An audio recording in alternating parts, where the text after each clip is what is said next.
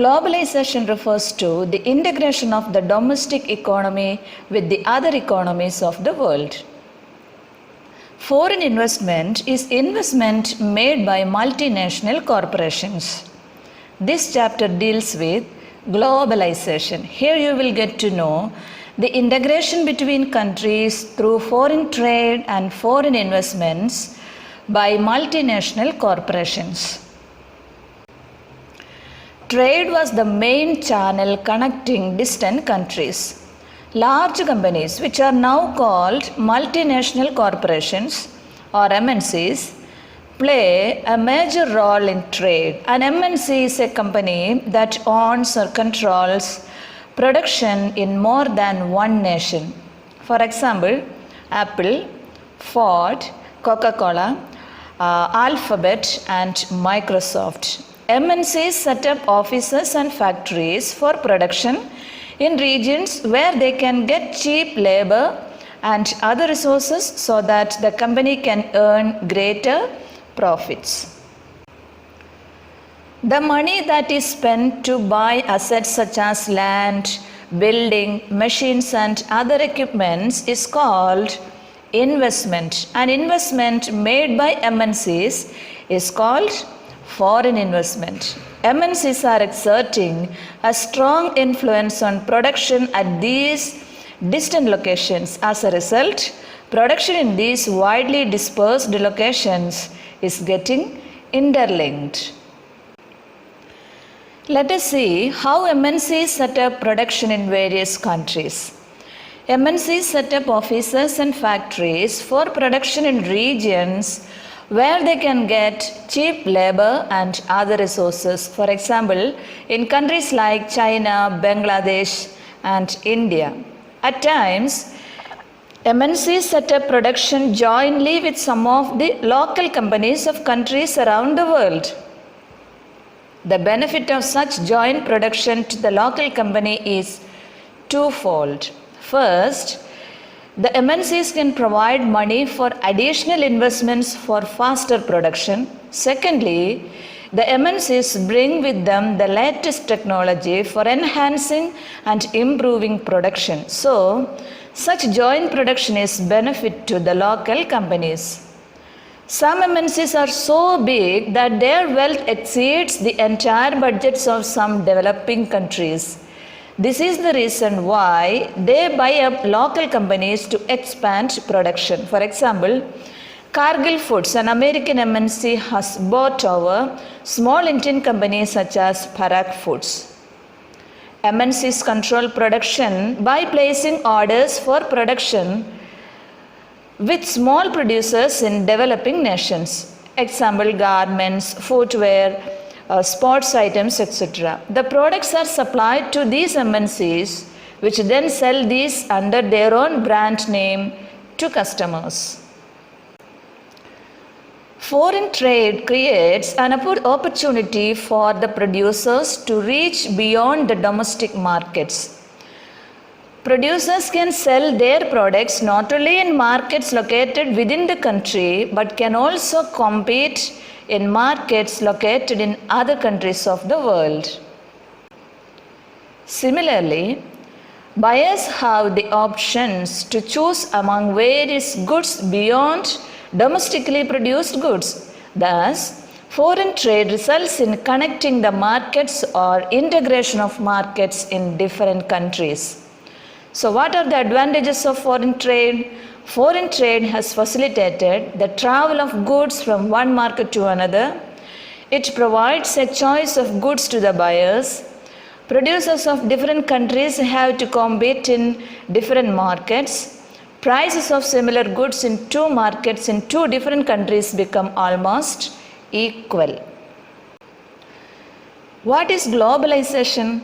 Globalization is the process of rapid integration or interconnection of countries. As we have seen, MNCs are playing a major role in the globalization process. More and more goods and services, investments and technology are moving between countries. Another way in which the countries can be connected is through the movement of people between countries. What are the factors that have enabled globalization? Rapid improvement in technology has been one major factor that has stimulated the globalization process. This has made possible much faster delivery of goods across long distances at lower cost. The developments in information and communication technology have made information instantly accessible. Telegraph, telephone, including mobile phones, fax are now used to contact one another quickly around the world. Teleconferences help in saving frequent long trips across the globe. Information technology has also played an important role in spreading out production of services across countries. Orders are placed through internet, designing is done on computers, even payment for designing and printing can be arranged through internet. Liberalization of foreign trade and foreign investment policy. CEZ or special economic zones are industrial zones being set up by the central and state governments in different parts of the country. CEZ are to have world-class facilities such as electricity, water, road, transport, storage, recreational and educational facilities. Companies who set up production units in CEZ are exempted from taxes for an initial period of 5 years. CEZ thus help to attract foreign companies to invest in India. Trade barriers are some restrictions that have been set up by governments. The government can use trade barriers to increase or decrease foreign trade and to decide what kinds of goods and how much of each should come into the country. The Indian government after independence had put barriers to foreign trade and investment. This was done to protect the producers within the country from foreign competition. Industries were just coming up in the 1950s and 1960s, and competition from imports at that stage would not have allowed these industries to develop and grow. Imports of only essential items such as machinery, fertilizers, petroleum, etc. was allowed. To protect the Indian economy from foreign infiltration in industries affecting the economic growth of the country as planned, India wanted to move faster to catch up with the main industries in the world market and therefore had to keep an extra watch on its progress in international trade and give incentives to the more rapidly growing industries through fiscal tariff and other means. Around 1991, some changes were made in policy by the Indian government as it was decided that the time had come for the Indian producers to compete with foreign producers. This would not only help the Indian producers to improve their performance but also improve their quality. As we know, governments use trade barriers to regulate foreign trade to protect the domestic industries from foreign competition. Tax on imports is an example of trade barrier. Around 1991, Government of India adopted the policy of liberalization. That means removing barriers or restrictions set by the government on trade is known as liberalization.